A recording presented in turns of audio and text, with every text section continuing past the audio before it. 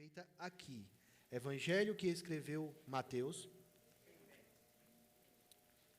capítulo de número 16, e leremos 12 versículos, do versículo 1 ao versículo de número 12. Diz assim o texto da palavra de Deus. Se você achou, leia conosco assim. Os fariseus e os saduceus aproximaram-se de Jesus e o puseram à prova, pedindo-lhe que lhe mostrasse um sinal do céu. Ele respondeu: quando a tarde vem, vocês dizem, vai fazer bom tempo, porque o céu está vermelho. E de manhã haverá tempestade, porque o céu está vermelho e nublado. Vocês sabem interpretar os aspectos do céu, mas não sabem interpretar os sinais dos tempos. Uma geração perversa e adúltera, que pede um sinal milagroso, mas nenhum sinal lhe será dado, a não ser o sinal de Jonas. Então Jesus os deixou e retirou-se. Indo os discípulos para o outro lado do mar, esqueceram-se de levar pão. Disse-lhe Jesus: estejam atentos e tenham cuidado com o fermento dos fariseus e dos saduceus. E eles discutiam entre si: é porque não trouxemos pão. E percebendo a discussão, Jesus lhes perguntou: homens de pequena fé, por que estão discutindo entre si sobre não terem pão? Ainda não compreendem? Não se lembram dos 5 pães para 5.000? E quantos cestos vocês recolheram? Não, nem dos 7 pães para os 4.000? E de quantos cestos recolheram? Como é que vocês não entendem que não era de pão que eu estava falando? Tomem cuidado com o fermento dos fariseus e dos saduceus. Então entenderam que não estava lhes dizendo que tomassem cuidado com o fermento de pão, mas com o ensino dos fariseus e dos saduceus. Vamos orar mesmo em pé? Deus, te louvamos por tua palavra, porque ela é a verdade. E nós nos alegramos na tua presença, porque nós temos essa palavra em nossas mãos. Abre nosso coração para compreender o que o Senhor tem para nós. Ó Pai, no nome de Jesus, amém. Os irmãos podem sentar? Bênção, não é? Bênção. O Evangelho de Mateus apresenta Jesus como rei. E dentro dessas divisões que nós podemos fazer nesse Evangelho, nós podemos colocar que nesse momento aqui que nós estamos estudando, do capítulo de número 13 ao capítulo de número 17, está sendo falado sobre os adversários do rei. Se no começo o Evangelho começa com a vinda do rei, o advento do rei, do capítulo 1 ao capítulo número 4.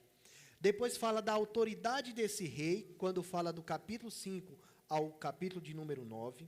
Fala do objetivo do rei, do capítulo 10 ao capítulo 12. Nessa sessão onde nós estamos, nós podemos dizer que os adversários do rei. E aqui a gente vê bem claro como Jesus foi rejeitado. Mas na frente nós vemos sobre a administração do rei e a expiação do rei, e no final o rei comissionando o seu povo para pregar o Evangelho. Essa parte que nós estamos estudando, nós vamos ver os adversários do rei Jesus. Nós já temos visto isso em alguns capítulos. Dentre esses adversários, nós vemos a rejeição que Jesus sofre nesse ambiente onde ele está pregando. Lembra do povo dele que ele pregou lá em Nazaré?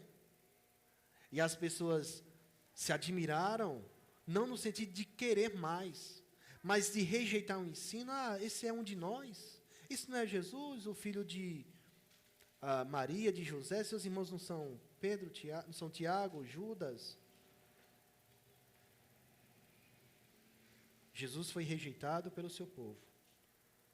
Lembra de Herodes? No capítulo de número 14, ele mandou matar a João, e agora ele está de olho em Jesus, pensando que Jesus é a encarnação de João. Lembra dos escribas e fariseus que nós vimos agora há pouco, algumas semanas, no capítulo 15, que eles vieram de Jerusalém até a região onde Jesus estava, lá da Galileia, para testar Jesus? Então nós estamos vendo os adversários de Jesus e estamos vendo como ele tem sido rejeitado por esse bocado de gente.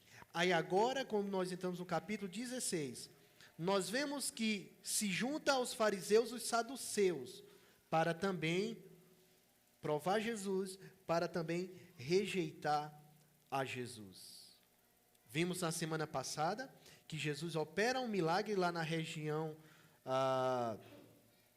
dos gentios, e ele sai para a região ou para a cidade de Magadã, ou como Marcos coloca, Dalmanuta. Nessa saída para esse lugar, alguns homens vão até Jesus. Olha o que é que diz o capítulo que nós vamos, esses versículos que nós vamos estudar nessa noite. Olha, quem vem até Jesus. O teste desses homens para Jesus. Versículo de número 16. Os fariseus e saduceus aproximaram-se de Jesus e o puseram à prova, pedindo-lhes que lhe mostrasse um sinal dos céus. Sabe quem se aproxima de Jesus? São dois grupos ou duas facções, seitas religiosas dentro do judaísmo, que vêm até Jesus. São os fariseus e os saduceus. Os fariseus nós já estamos acostumados. Há diversos textos falar que eles vieram até Jesus. A gente vê no capítulo de número 9, versículo 3. Quando Jesus acabou de curar um paralítico, vendo a fé que eles tinham, Jesus disse aos paralíticos: tenha bom ânimo, meu filho, seus pecados são perdoados. Diante disso, alguns mestres da lei, fariseus, disseram: esse homem está blasfemando. No versículo de número 11, desse mesmo capítulo, Jesus, depois de comer com os seus discípulos e com os publicanos, os fariseus, vem mais uma vez. Versículo 34, versículo 11. Vendo isto, os fariseus perguntaram aos discípulos: por que o seu mestre come com os publicanos e pecadores? No versículo 34, depois que Jesus expulsa o demônio de um homem que era mudo, e o demônio fazia isso com ele. Nesse caso, o demônio deixava aquele homem mudo. Não é que toda pessoa que é muda é demônio. Nesse caso, a pessoa que era possuída pelo demônio estava mudo. Versículo 34, mas os fariseus diziam: é o príncipe dos demônios que ele expulsa, é pelos príncipes dos demônios que ele expulsa demônios. Os fariseus sempre estiveram constantes e presentes na vida de Jesus, atazanando a vida de Jesus, querendo provar Jesus, querendo botar Jesus à prova, fazer teste com Jesus. É o que a gente vê nesses textos. Depois de Jesus fazer milagres, depois de Jesus operar algum sinal, é que os fariseus vêm questionando, achando que aquilo não deveria ser daquele jeito. Mas agora apresenta-se outro grupo, não os fariseus a gente já estava acostumado. Apareceu um grupo chamado saduceus. Mas quem são, gente, esses dois grupos? Esses dois grupos, os fariseus e os saduceus, eles não eram grupos unidos. Eram grupos separados, que tinham suas diferenças, que tinham suas divergências. Os fariseus, eles eram voltados para a sinagoga, e sinagoga seria como uma casa, como um lugar pequeno como esse, onde tivesse reunido alguns pais e famílias, e lá eles estudavam a Bíblia, a lei, o Antigo Testamento. Eles eram voltados para o ensino do povo, o ensino da lei ao povo. Eles criam no Antigo Testamento, tal qual nós cremos, todo o Antigo Testamento como palavra de Deus, ele cria nisso. Eles criam que um Messias viria para restaurar todas as coisas. Eles criam que um dia haveria a ressurreição dos mortos. Mas eles não eram envolvidos na política. Eles eram um grupo bem centrado na religião, só que deixaram de observar a palavra de Deus, o Antigo Testamento, para observar mais as tradições. Você lembra que nós estudamos aqui, que eles questionaram Jesus porque os discípulos de Jesus não lavavam as mãos antes de comer? Eles ficavam com a tradição deles, muito presos à tradição. Esses eram os fariseus. Quem eram os saduceus? Os saduceus, diferente dos fariseus que eram voltados para a sinagoga, eles eram voltados para o templo. O templo era em Jerusalém. As sinagogas poderiam ser em cada cidade, mas o templo era só em Jerusalém. Então, esse povo possivelmente veio de Jerusalém. Se nós lembrarmos no capítulo 15, diz que veio uma comitiva de Jerusalém para testar Jesus. Esse pessoal pode ter vindo também junto lá de Jerusalém. Eles não eram voltados tanto para o ensino como eram os fariseus, eles eram voltados para o sacrifício. O templo lá tinha o sacrifício. Os sacrifícios, 9 horas da manhã, 3 horas da tarde tinha sacrifício. Aos sábados tinha sacrifício. Às luas novas, ou seja, uma festa, uma vez no mês, tinha sacrifício. Mais outras festas distribuídas no ano tinha sacrifício. No dia 10, no mês 7 de todos os anos tinha diversos sacrifícios. Ou seja, eles eram voltados para os sacrifícios. Aí só para abrir um parênteses para a gente poder glorificar a Deus, e como diz um irmão nosso, né? Quase machar, é que o sacrifício era feito às 3 horas da tarde, 9 da manhã, 3 horas da tarde. Jesus morreu às 3 horas da tarde, mostrando que o sacrifício de Jesus era em nosso favor. Sobre os fariseus, sobre os saduceus, o pastor, o reverendo Hernandes Dias Lopes, ele diz: eles odiavam Jesus mais do que um ao outro. Os saduceus, nem terminei, os saduceus eram voltados para o templo, para os sacrifícios, cria apenas no Pentateuco, não no Antigo Testamento completo, só nos 5 primeiros livros, Gênesis, Êxodo, Levítico, Números e Deuteronômio. Não criam na ressurreição dos mortos. Inclusive, mais na frente nós vamos ver eles questionando a Jesus sobre um homem que morreu, ele era casado, e a sua mulher casou com os seus irmãos e depois morreram, e eles querem questionar Jesus sobre na ressurreição como vai ser, porque eles questionavam sobre a ressurreição, eles estavam, na realidade, querendo fazer com que Jesus se contradizesse. Eles não criam na ressurreição, como também não criam na vinda do Messias. E diferente dos fariseus, eles eram ricos e eram partidários dos governantes romanos. Bem diferente. Não se uniam, mas agora eles se uniram com um propósito de tentar fazer Jesus se contradizer, de tentar a Jesus. Eles vão até Jesus, porque eles queriam um sinal. Olha o que é que diz: se aproximar de Jesus e o puseram à prova, pedindo-lhe que ele lhes desse ou que lhes mostrasse um sinal do céu.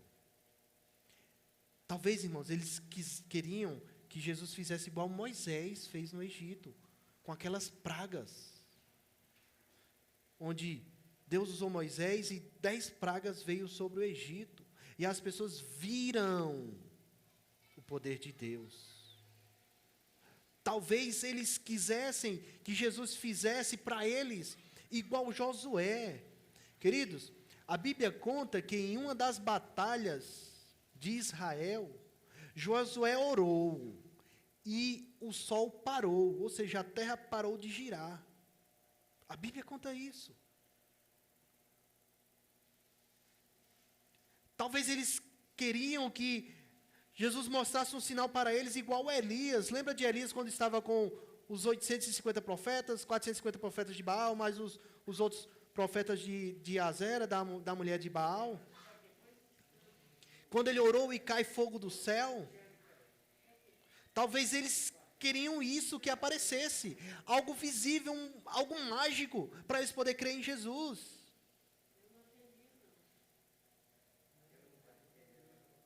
Tem um homem de Deus, estudioso da Bíblia, William Hendrickson, ele diz: o propósito do inimigo era tentar a Jesus para pô-lo à prova, na esperança e com a expectativa de que ele fracassasse e assim fosse publicamente desacreditado. Eles não foram para Jesus com um coração voltados para Deus. Eles foram para tentar escandalizar, desmoralizar Jesus. Era o que eles queriam. Eles queriam que Jesus fizesse uma brincadeira, um milagre lá.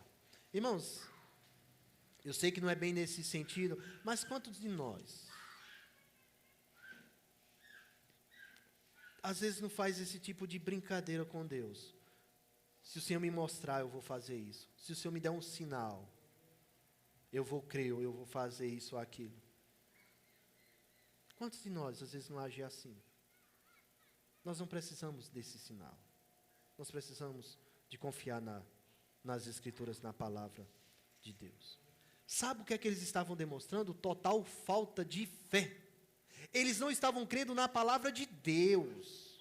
Na realidade, eles queriam, de alguma forma, era com que Jesus se expôsse, fosse desacreditado, fracassando naquilo que ele faria, ou no caso, não faria. Irmãos, eles não foram com Jesus para ser abençoados por Jesus. O texto diz que eles foram para colocar Jesus à prova. Isso me lembra bastante de Satanás, né, gente? Lá na tentação do deserto. Querendo que Jesus se exibisse. Se és filho de Deus, transforma as pedras em pães. Salta daqui do pináculo do templo, porque aos teus anjos dará ordem ao teu respeito, como diz a palavra de Deus. Satanás tentando a Jesus. Mas aí, queridos, se esses homens foram para Jesus, para testar Jesus, Jesus passa o raio-x deles, o coração deles, quanto estava longe de Deus. Olha o que é que diz o versículo de número 2 e 3. Jesus respondeu, quando a tarde vem, vocês dizem, vai fazer bom tempo, porque o céu está vermelho. E de manhã hoje haverá tempestade, porque o céu está vermelho e nublado. Vocês sabem interpretar o aspecto do céu, mas não sabem interpretar os sinais dos tempos. Jesus censura eles, porque eles tinham os olhos abertos para ver aquilo que acontece na natureza. Irmãos, nós sabemos alguns ditados, né? Quando está chegando o inverno, não é? Vocês são agricultores, sabem mais do que eu. Alguns falam das formigas, outros das aranhas, dos cantos, das cigarras e tudo mais. Porque a gente já sabe alguma coisa que vai acontecer de diferente. Esses homens, Jesus diz, olha, vocês sabem o que acontece na natureza, sabe identificar, mas não sabe identificar as coisas de Deus. Vocês sabem sobre a natureza, sobre a chegada das estações, sobre chuvas, sobre a mudança do tempo e do clima. Pode ter os corações abertos para conhecer essas coisas da natureza, mas tinha o coração fechado para as coisas de Deus, as coisas espirituais. Querido, será que eu e você também está com o coração fechado para as coisas de Deus, as coisas espirituais? Eles podiam olhar para o céu e ver as nuvens, mas não conseguiam olhar além das nuvens, olhar para Deus e o agir de Deus.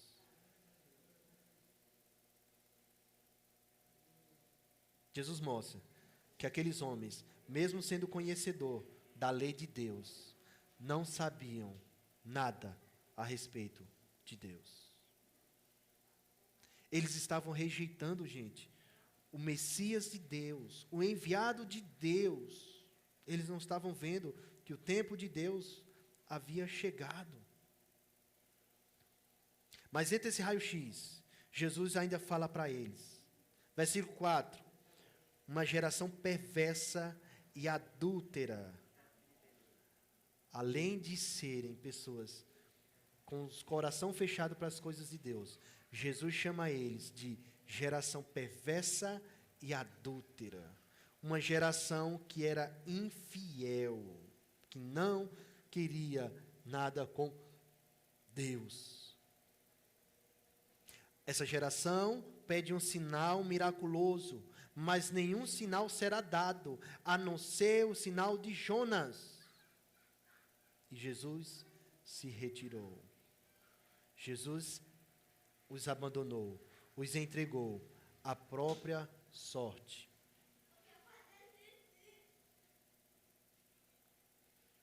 Jesus disse que seria dado apenas um sinal. Eles queriam uma demonstração de poder. Eles queriam que Jesus mostrasse ostentação ou satisfizesse os desejos dele para os próprios interesses dele. Mas Jesus diz: não. Apenas um sinal será dado. Mas eu pergunto, já tinha havido sinais, irmãos, para o povo crer ou não? Nós vimos agora há pouco, semanas anteriores, Jesus multiplicou pães para 5.000 pessoas. Ele pegou 5 pães e multiplicou. Depois ele pegou 7 pães para 4.000 pessoas e multiplicou. Ele curou o cego, expulsou demônios, curou 2 vezes à distância. Lembra do centurião? Que Jesus diz: vai, a tua fé, grande é a tua fé. Não precisou Jesus ir à casa do centurião e curou o servo do centurião. Jesus não precisou ir à casa daquela mulher cananeia, como nós vimos há 2 semanas. Jesus deu uma palavra e a cura veio à distância. Então esses sinais tudo não eram suficientes. O que é que eles precisavam? Mas Jesus foi, expeliu, os confrontou, dizendo que apenas um sinal seria dado, que era o sinal de Jonas. Jesus já tinha sido interrogado, testado por fariseus como esse. Não sei se era o mesmo grupo. Quando Jesus tinha acabado de libertar um homem endemoniado. E eles pedem a mesma coisa a Jesus. Olha o que é que diz em Mateus capítulo de número 10. Versículos de número 38 ao versículo de número 41. Alguns dos fariseus e mestres da lei lhes responderam: mestre, queremos ver um sinal miraculoso feito por ti. Já um pouco tempo atrás, alguns fariseus também pediram a mesma coisa. Jesus respondeu: uma geração perversa e adúltera pede um sinal miraculoso, milagroso. A resposta de Jesus é a mesma. Mas nenhum sinal lhe será dado, exceto o sinal do profeta Jonas. Só que Jesus anteriormente, ele traz maior explicação. Agora ele é mais curto grosso. Ele diz que vai ser só o sinal de Jonas. Mas antes, olha o que Jesus tinha falado para ele. Pois assim como Jonas esteve 3 dias e 3 noites no ventre do grande peixe, assim o Filho do Homem ficará 3 dias e 3 noites no coração da terra. Os homens de Nínive se levantarão no juízo contra esta geração e a condenarão, pois eles se arrependeram com a pregação de Jonas, e agora está aqui o que é maior do que Jonas. Jesus disse que nenhum sinal vai ser dado, a não ser aquele do profeta Jonas. Mas o que é que significa isso? Jonas foi um profeta que viveu há séculos antes de Jesus vir ao mundo. Deus envia ele, manda ele sair lá de onde ele estava e ir até a cidade de Nínive para dizer àquele povo que se ele não se arrependesse, Deus viria e destruiria aquele local. Sabe o que é que foi que Jonas fez? Ao invés de Jonas ir para Nínive, Jonas foi para outra cidade. Imagine, seria mais ou menos isso. Deus mandasse você sair do Riachão do Bacamarte e ir até Patos para pregar lá. E você fosse para João Pessoa. Foi mais ou menos isso que Jonas fez. Foi em lugares opostos. Veio uma grande temporal no meio da viagem no mar. Um grande temporal, que o barco quase afunda, e Jonas manda, ele sabendo que o problema era ele, que estava desobedecendo a voz de Deus, e ele vai e manda que os tripulantes, os que estão navegando naquele barco, joguem ele ao mar. Ele prefere morrer do que pedir perdão e voltar, né? Ele é jogado ao mar. E jogado no mar vem um grande peixe. A Bíblia não fala de baleia, a Bíblia fala num grande peixe, e engoliu Jonas. De forma que ele passa 3 dias nesse peixe. Jonas é jogado, vomitado na praia depois desse período e prega para essa cidade. Irmãos, sabe quem era a cidade de Nínive? Era um povo violento, sanguinário e inimigo do povo de Deus. Na entrada já tinha caixas cranianas, para as pessoas entenderem o que é que eles faziam aos seus inimigos. Imagine você chegar num canto e tem lá ossos humanos na frente, para dizer como eles eram cruéis. Está dizendo, não vacile aqui, companheiro. Tem perdão não. E Jonas não queria ir para esse povo pregar o evangelho. Mas ele vai pregar a palavra de arrependimento, né? Apontando já para o evangelho. E diz a Bíblia que a cidade era para percorrer em 3 dias, e um dia Jonas fez a pregação. E como diz um pastor, a pregação mais rápida de maior resultado. Arrependa-se, senão vai vir a destruição. Arrependa-se, senão vai vir a destruição. Arrependa-se, senão vai vir a destruição. E aquele povo se arrependeu. E não foi destruído, porque se arrependeu. Desde o rei, desde o homem mais rico, até a pessoa mais pobre. Jejuou, se vestiu, expressando o seu arrependimento. E Deus não trouxe destruição para aquele povo. Jesus diz para aqueles saduceus, para aqueles fariseus, que o sinal será dado, será um único. Será o sinal de Jonas.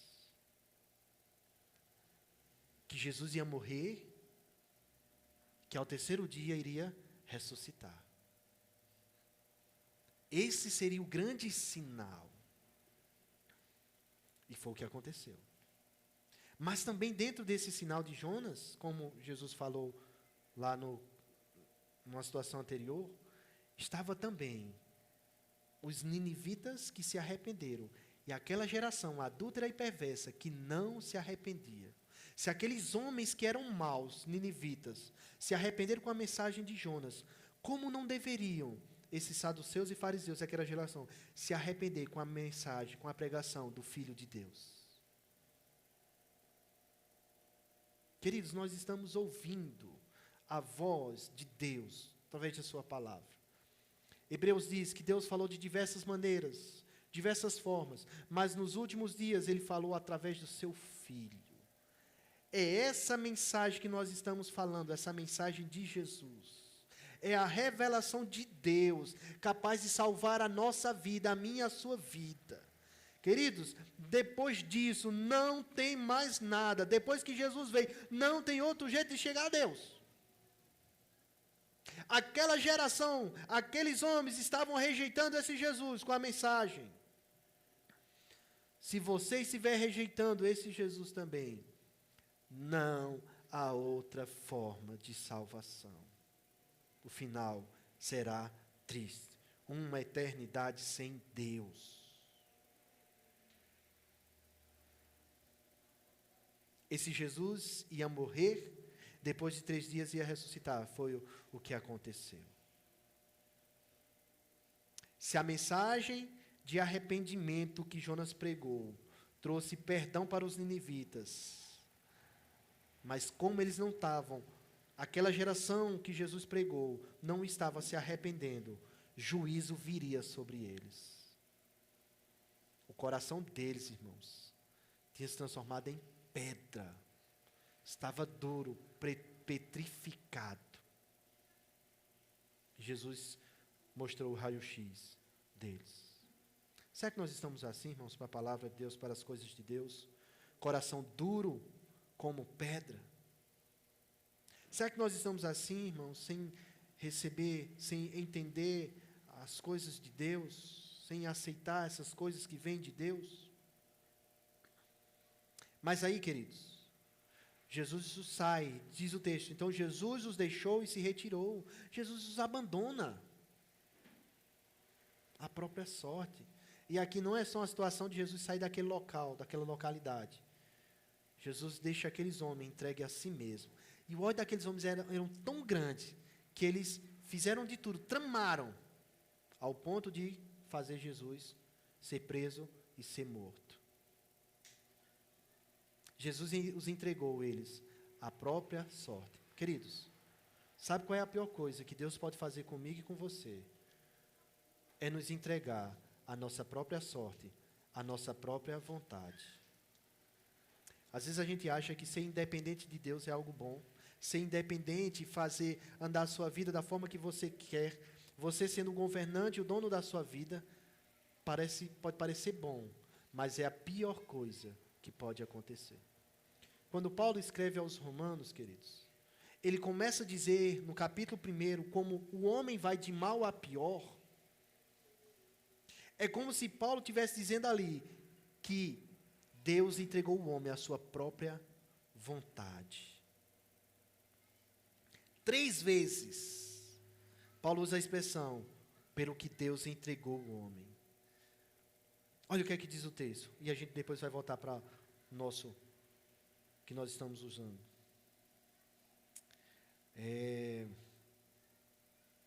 Porque tendo conhecido, versículo 20, capítulo 1 de Romanos, pois desde a criação do mundo, os atributos invisíveis de Deus, o seu eterno poder e natureza divina têm sido vistos claramente, sendo compreendidos por meio das coisas criadas, de forma que tais homens são indesculpáveis.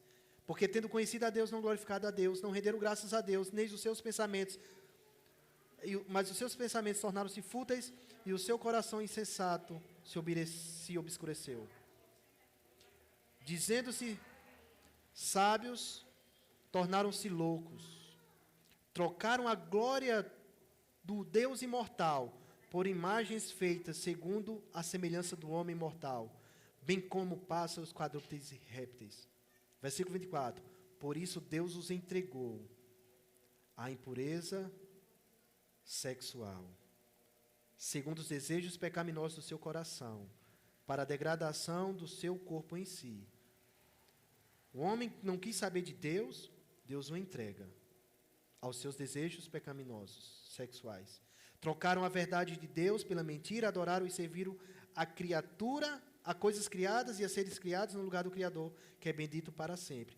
Porque Deus abandonou, deixou o homem andar nos seus caminhos, ele entrou no pecado. Versículo 26. Por causa disso, Deus entregou as paixões vergonhosas. O homem só vai caindo longe de Deus. Até as suas mulheres trocaram suas relações sexuais naturais por outras contrárias à natureza. Versículo de número 27. Da mesma forma, os homens abandonaram também as relações naturais com as mulheres e se inflamaram de paixão uns pelos outros. Começaram a cometer atos indecentes, homens com homens, e receberam em si mesmo, o castigo merecido por sua perversão. Porque abandonaram a Deus, Deus os entregou aos seus desejos pecaminosos. E eles começaram a adorar outras coisas que não era Deus. Aí Deus entrega a ele as suas paixões. Aí ele muda até o que é natural. É o que nós vemos hoje. Homem com homem, mulher com mulher. A Bíblia chama isso de pecado. Mas sabe o que é que isso acontece? Versículo 28. Além do mais, visto que desprezaram o conhecimento de Deus, ele os entregou uma disposição mental reprovável para praticar o que não deviam. Tornaram-se cheios de toda sorte de injustiça, maldade, ganância e depravação. Estão cheios de inveja, homicídio, rivalidades, engano, malícia, são bisbilhoteiros, caluniadores, inimigos de Deus, insolentes, arrogantes, presunçosos, inventam maneiras de praticar o mal, desobedecem a seus pais, são insensatos, desleais, sem amor pela família, implacáveis. Embora conheçam o justo decreto de Deus, de que essas pessoas que praticam tais coisas merecem a morte, não somente continuam a praticá-las, mas também aprovam aqueles que fazem. Deus entrega o homem à própria sorte. Deus abandona o homem ao seu próprio coração. Qual é o final do homem? Totalmente distância de Deus. Jesus os deixou e se retirou. Jesus entrega aquele homem à sua própria sorte, aqueles homens, coração duro, sem querer as coisas de Deus. Irmãos, isso é um perigo grande. Nosso coração está duro para as coisas de Deus. E nós temos entregue ao nosso próprio coração. O mundo diz, né? Ah, faz o que está no teu coração. O que é que deu no teu coração? Faz isso. Faz não. A dureza, mas se nós vemos aí, a dureza do coração daqueles homens, nós vamos ver Jesus falando com os seus discípulos. Gente, percebe que todo momento, Jesus tem uma palavra com os seus discípulos, sempre trabalhando neles, ensinando os seus discípulos.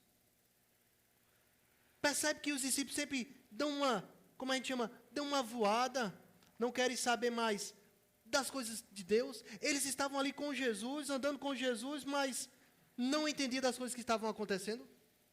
Olha o que é que diz versículo de número 5, 6 e 7. Depois de ele ver essa explicação todinha, depois de ver essa conversa todinha com os fariseus e saduceus, versículo 5. Indo os discípulos para o outro lado do mar, esqueceram-se de levar pão. Disse-lhe Jesus, eles esqueceram de levar pão. Aí Jesus está conversando com eles, no barco, e diz, estejam atentos e tenham cuidado com o fermento dos fariseus e dos saduceus. Aí o que é que os discípulos fazem?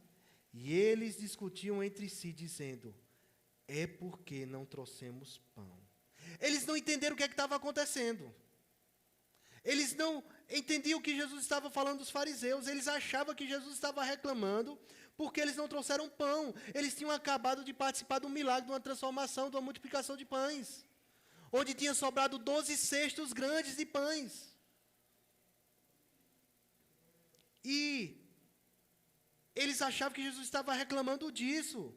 Irmãos, os discípulos foram sempre trabalhados e ensinados por Jesus. Os discípulos precisavam aprender mais as coisas de Deus. Mesmo assim somos nós, irmãos. Mesmo andando com Jesus, nós precisamos aprender cada vez mais das coisas de Deus. Sabe por quê? Porque como o coração dos discípulos era duro, e por vezes não aprendiam as coisas de Deus, nosso coração também é assim. Duro. Jesus fala, estejam atentos e cuidado com o fermento dos fariseus. Em geral, a Bíblia sempre coloca o fermento como algo mal, como algo que não é bom para aquele ambiente. O fermento, ele penetra, ele transforma, ele leveda a massa, ele faz inchar. Se Jesus falou de algo positivo, como nós vimos nas parábolas de Jesus, mas em geral, o ensinamento que a Bíblia faz é que devemos nos livrar do fermento. O fermento está relacionado ao pecado. E Jesus está falando disso sobre os fariseus, sobre os saduceus. E os discípulos estavam preocupados com o alimento. Os discípulos estavam pensando na parte material, eles estavam pensando, olha, a gente vai passar aqui e vai fazer essa travessia e não levou pão, e tinha pão sobrando, que tinha acontecido um milagre, uma multiplicação, 12 pães. E agora Jesus está reclamando, eles pensam, porque nós não trouxemos pão. É porque nós não temos pão conosco. Percebe como a discussão dos discípulos está longe das coisas de Deus e que Jesus queria mostrar? Percebe, irmãos, como por vezes os discípulos estavam longe das coisas que estavam acontecendo? Nós vimos aqui na multiplicação de pães, nós vimos aqui na cura da mulher cananeia, nós vimos aqui na primeira multiplicação de pães, os discípulos estão aéreos àquilo que Deus está fazendo. Por isso, irmãos, foram 3 anos de aprendizado com aquele povo. E eles só vieram a crer, se firmar, depois que Jesus morre e ressuscita. Irmãos, a nossa caminhada também é assim, viu? Alguns aprendem mais rápido, outros são mais lentos nessa caminhada. Mas Jesus sempre estava ensinando aos seus discípulos. o ensino de Jesus é sempre constante. Olha o versículo de número 9, do versículo 8 ao versículo 11. Percebendo Jesus a discussão, Jesus lhes perguntou: homens de pequena fé, por que vocês estão discutindo entre si sobre não terem pão?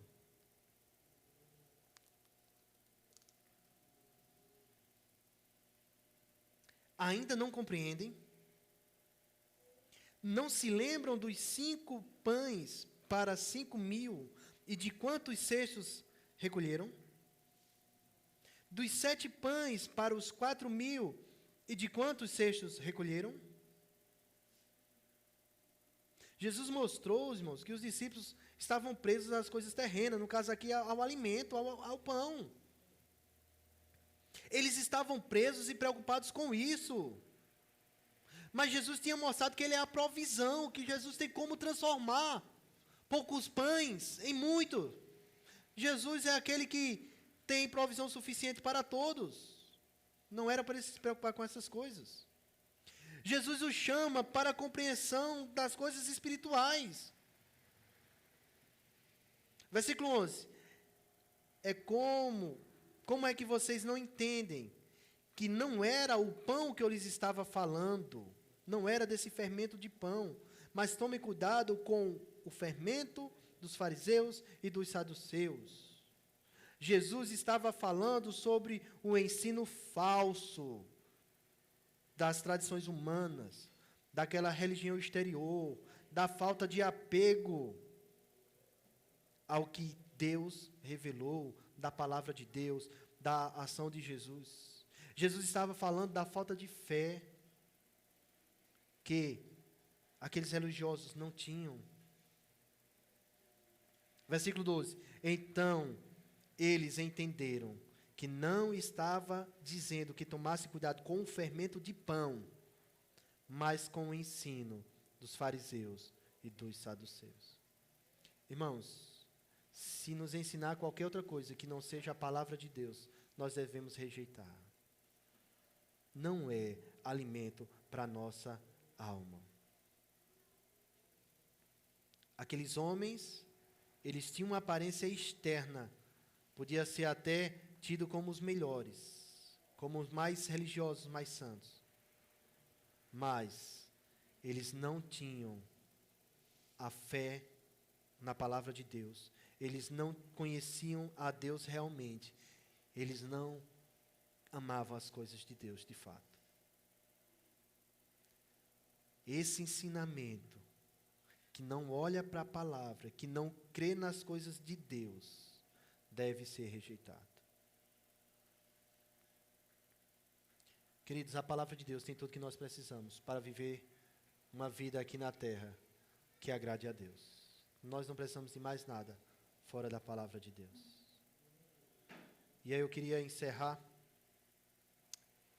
a mensagem dessa noite, trazendo, depois que nós vimos esse texto, algumas aplicações. É que não devemos agir como os fariseus e os saduceus, os quais não criam em Jesus como Messias, o enviado de Deus. Eles duvidaram da palavra de Deus, do enviado de Deus que era Jesus, da provisão de Deus para as almas deles. Eles não creram, não receberam. Queridos, se nós rejeitarmos a Cristo, se nós rejeitarmos o verbo vivo de Deus, grande transtorno será. O escritor aos Hebreus, ele diz: como escaparemos se negligenciarmos tão grande salvação? Como é que aqueles homens podiam encontrar a vida eterna se estavam negligenciando aquele que veio salvar-lhe a vida? Se nós estamos negligenciando a Jesus, terrível sinal e final será. Mas também não devemos estar dispersos nesse mundo, tal qual os discípulos, mesmo juntos do Senhor Jesus, e não compreendiam as coisas de Deus. a vida nossa, irmão, o discipulado é constante. O discipulado não é um estudo, é uma caminhada com Deus. Nós vamos caminhar com Deus a vida toda. Não é quando você atingir 10, 20 anos de vida com Cristo, você já está top de linha. É não. A caminhada é a vida toda. Você vai caminhar com Cristo. E nessa caminhada nós não devemos estar dispersos, interessado mais nas coisas do mundo, com a mentalidade do mundo, como se fosse servo desse mundo e não servo de Deus. Precisamos entender o nosso tempo. Precisamos, irmãos, ter uma visão de mundo onde a gente coloque os princípios de Deus acima de todos. E as outras coisas do mundo nós vamos passar a trabalhar, estudar, fazer tudo que é normal do mundo. Não viver uma vida como o mundo, uma vida de pecado.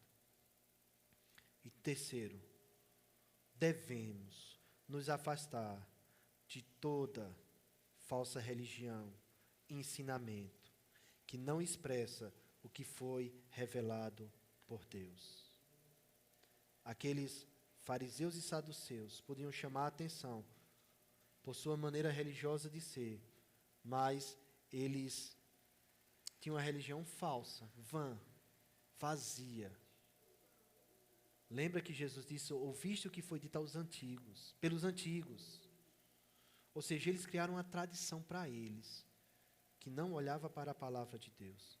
Se nós fizermos isso, irmãos, olhando para algo que não expressa a palavra de Deus, nós corremos um grande risco da nossa caminhada como cristã. É a palavra de Deus, irmãos, que nos sustenta. É a palavra de Deus que nos alimenta. E é nela que devemos estar firmados. Vamos ficar de pé e vamos orar.